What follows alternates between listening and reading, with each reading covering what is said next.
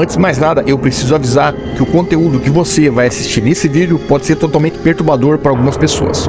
Você já parou para tentar entender como funciona a mente de um serial killer? Você já parou para tentar entender por que eles fazem isso? No vídeo de hoje, nós vamos tentar desvendar como funciona a mente de um serial killer e por que eles cometem essas atrocidades. O nosso estudo vai ser baseado na resenha do livro Serial Killer, Louco ou Cruel. Esse livro ele foi escrito pela Ilana Kazoy. Serial killers são psicopatas que cometem diversos crimes brutais e repetidos. Muitas vezes, a motivação para esses comportamentos violentos não é clara e os estudos sobre o assunto têm gerado muito interesse das pessoas.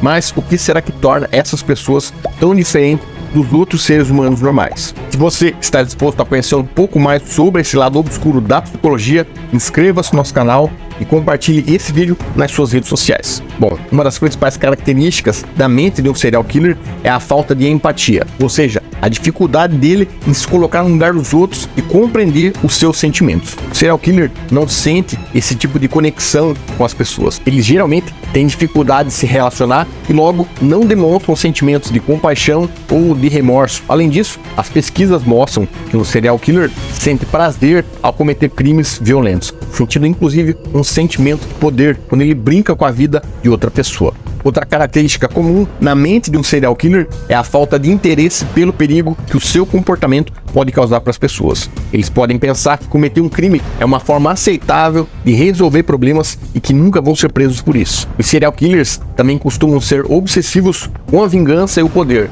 Quase sempre é isso que motiva eles a cometer os crimes. Essas pessoas sempre insistem naquele discurso vitimista. Por exemplo, eles alegam que foram injustiçados quando eram crianças e por isso querem se vingar do mundo. Embora os estudos continuem sendo realizados sobre o tema, é importante entender o que prega a teoria freudiana. Os estudiosos acreditam que a agressão desse indivíduo nasce dos conflitos internos dele durante a sua infância, enquanto esse cara tentava socializar com a família ou com outras crianças. Uma característica marcante: abuso na infância. Cerca de 82% dos serial killers sofreram abusos na infância. Foram abusos sexuais, físicos, emocionais ou relacionados ao abandono. Em 75% desses abusos, a criança conhecia o abusador. Em 20% deles, o autor desses abusos era o próprio pai. Em 12% era o padrasto, em 2% era a mãe e, acredite se quiser, em 90% desses as crianças já conheciam o abusador. Os laços da família durante a infância do ser humano vão servir como um mapa para todas as outras relações dele durante a vida. Entre os 3 e os 9 meses de vida, a criança cria laços com seus pais. Precisam se preocupar em construir esses laços de uma forma mais profunda possível. A falta desses laços é o grande fator de desenvolvimento da psicopatia.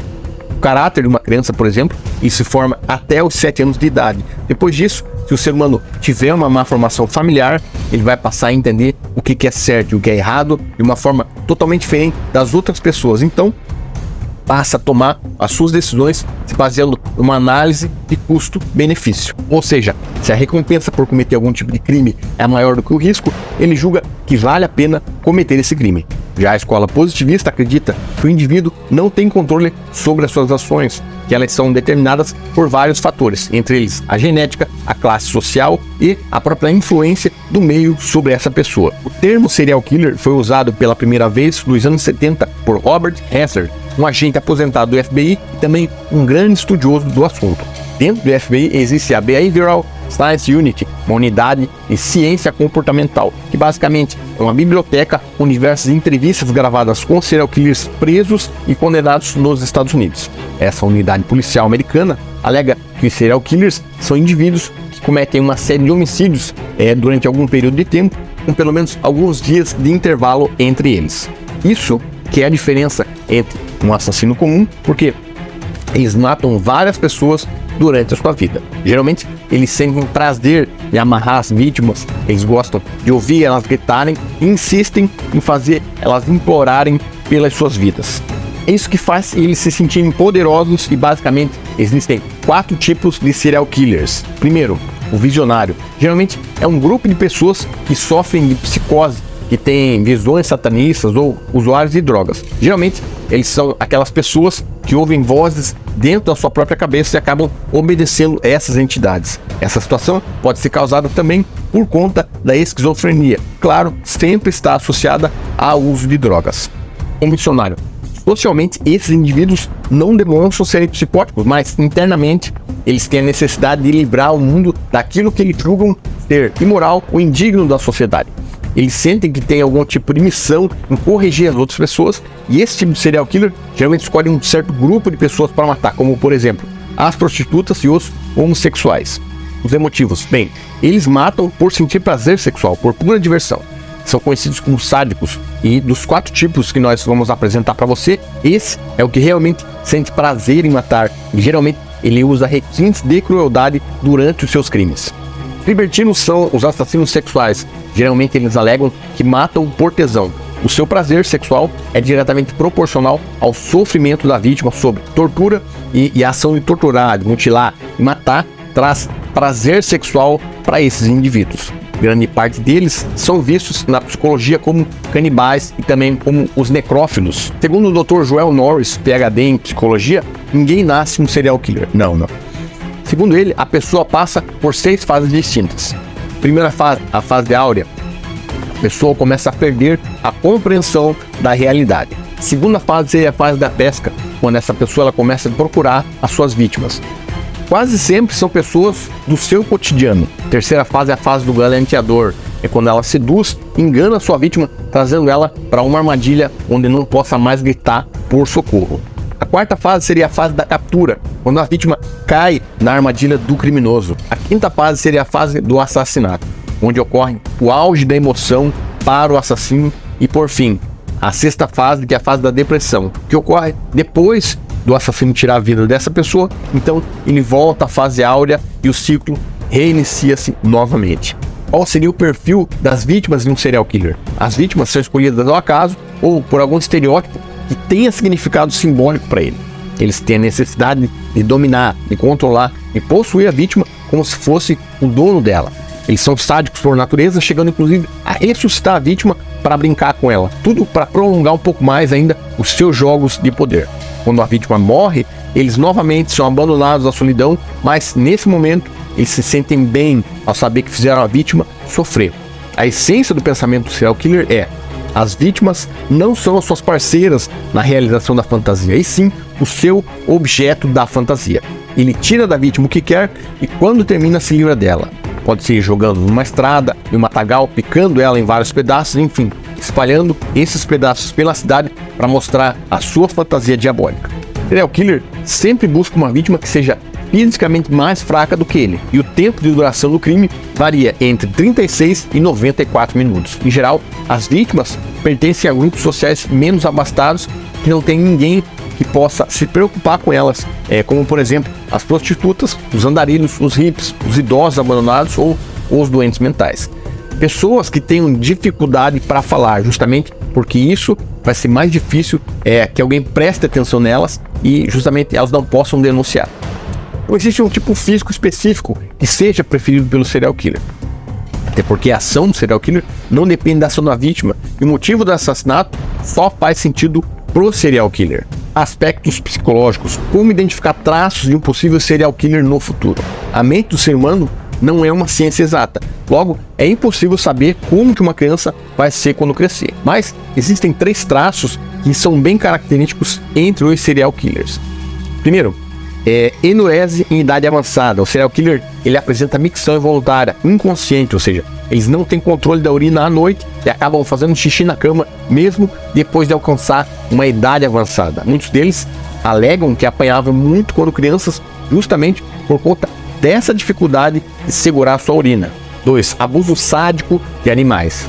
Em torno de 36% dos serial killers foram cruéis com animais durante a sua infância. Isso inclusive se estende a outras crianças ou até bonecas ou objetos. Crianças que sentem prazer em judiar de gatos, de cachorros e outros bichinhos na infância tendem a não sentir remorso em fazer isso com os seres humanos.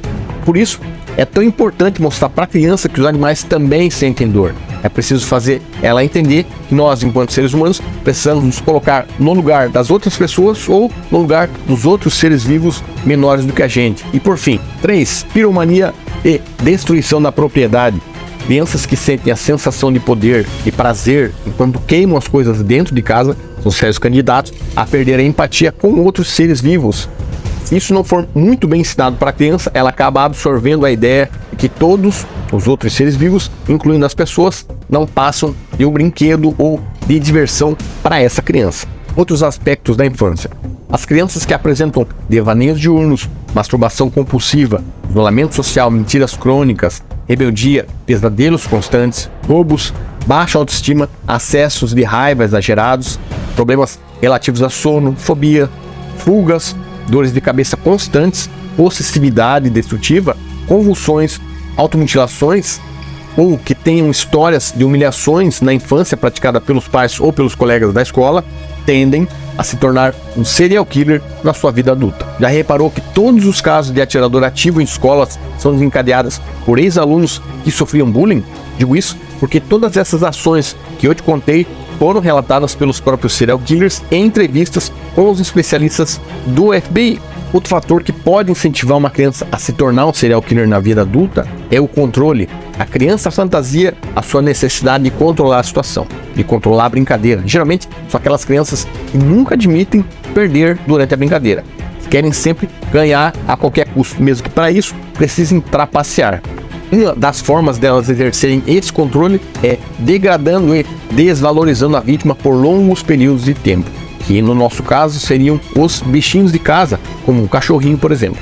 Alguns, inclusive, só sentem essa sensação de controle quando a vítima já está morta. E uma vez morta, eles começam a mutilação pós-mortem. A desfeminização seria um grande estrago ou a retirada dos órgãos femininos, além de colocar o corpo de uma maneira que seja humilhante para a vítima, geralmente arrancando a pele ou simplesmente tirando a roupa. Esse tipo de comportamento é para que ele sinta que tem controle sobre a vítima. O controle para eles é dado através de 4 situações. Primeiro, observação do local onde vai levar a vítima. Segundo, roteiro ao qual ele vai submeter a sua vítima. Terceiro, as armas que ele eventualmente usa ou traz consigo. E por último, o tipo de mutilação que ele vai infligir a essa vítima. Outra característica, dissociação. Para se aproximar da vítima, o serial killer desenvolve uma personalidade completamente diferente do seu comportamento habitual. Ele é um manipulador nato, justamente para despistar o seu comportamento violento e criminoso. Muitos, inclusive, têm esposas, têm filhos, empregos normais, mas são extremamente doentes no seu íntimo. O fato dele controlar o seu comportamento mostra que o criminoso sabe que isso não é aceito pela sociedade e que o seu verniz social é planejado com premeditação. Quando eles são presos, geralmente eles negam a culpa e alegam inocência com convicção, mesmo que existam provas materiais e testemunhais incontestáveis. Esse verniz é tão perfeito que as pessoas dentro da prisão confiam neles sem entender como aquela pessoa tão educada e calma possa ter cometido crimes tão violentos. Característica: empatia. É um erro supor que um serial killer não sabe fingir empatia, uma vez que ele compreende exatamente o que isso significa e o quanto que ele precisa agir dessa maneira para enganar a sua vítima. É justamente por ele saber o que ela está passando, isso justifica o porquê ele está fazendo isso com ela. Intimidade. O ritual que um serial killer submete a vítima acaba sendo para ele o máximo da sua intimidade.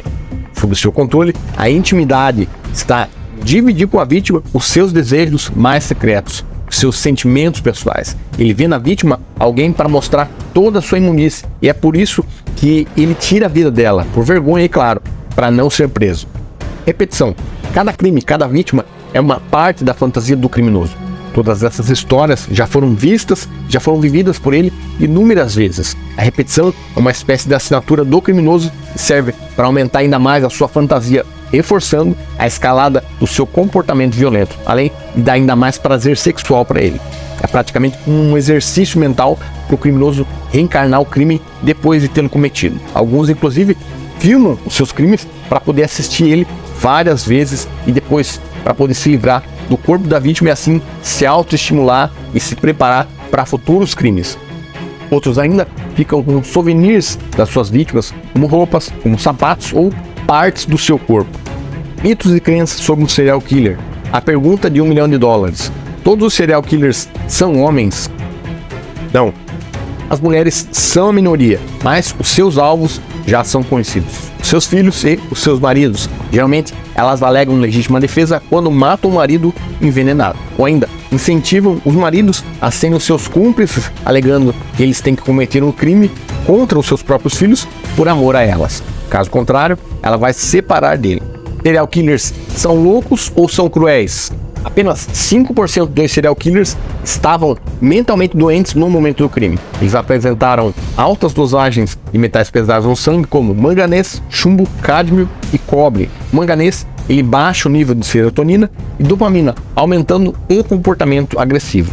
Ao ouvir palavras como câncer, morte, mesa ou madeira, as pessoas normais modificam as zonas cerebrais rapidamente. Já os serial killers, eles mantêm um padrão, ou seja, todas as palavras para eles são neutras.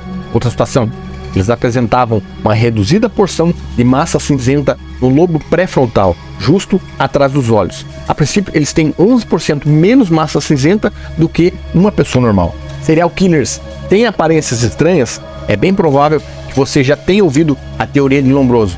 Ele foi um pensador da antiguidade que buscava identificar a cara do criminoso, mas, infelizmente, os serial killers não têm cicatrizes horríveis como nos filmes. Eles não têm cara desconfigurada ou quaisquer outros sinais físicos que possam diferenciar eles de uma pessoa comum. Eles são pessoas comuns, eles têm emprego e podem ser extremamente educados quando querem. Serial killers têm a mesma motivação? Alguns serial killers são motivados pelo ódio que têm pelas mulheres, pelo desejo de controle, pela dominação, pela humilhação ou a vingança real ou imaginária, mas isso também não é uma regra. Serial killers têm problemas com a figura feminina? Esse é um mito comum. Muitos deles tinham problemas na infância, realmente com a sua mãe ou com o seu pai, mas isso não é motivo suficiente para explicar esse tipo de comportamento. Existem muitos serial killers na sociedade. Bom, eles são difíceis de definir e de detectar. Os Estados Unidos estimam que existem entre 35 e 500 serial killers operando atualmente.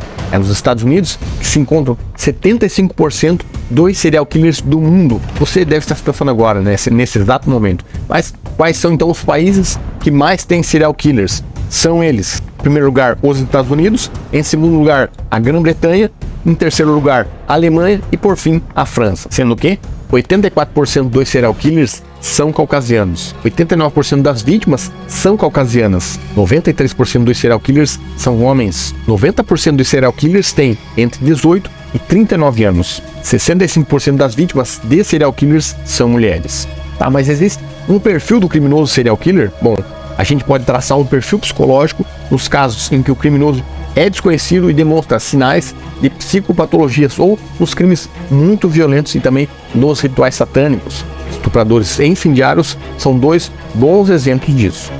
Porque raramente um perfil criminal vai resolver um crime, mas isso pode ajudar bastante numa investigação.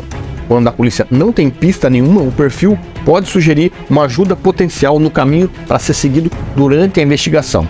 Traçar o perfil da cena do crime e do criminoso tem uma boa contribuição para encontrar o suspeito, além de conectar ou não essa pessoa ao crime.